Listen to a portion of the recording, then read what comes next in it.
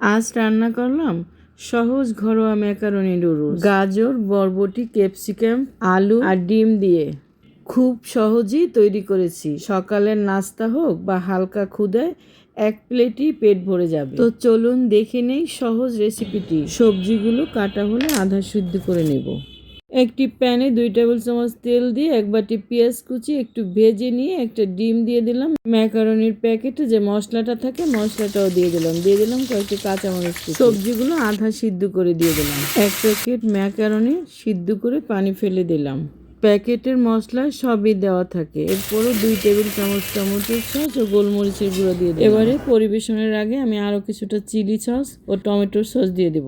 সসটা ম্যাকারনির সাথে মিশিয়ে একটা ডিম সিদ্ধ করে কেটে দিয়ে পরিবেশন করব। সকালে এরকম এক প্লেট নুডলস হলে দুপুর পর্যন্ত আর কিছুই লাগবে না। তো তৈরি হয়ে গেল কম সময়ে মজাদার ম্যাকারনি।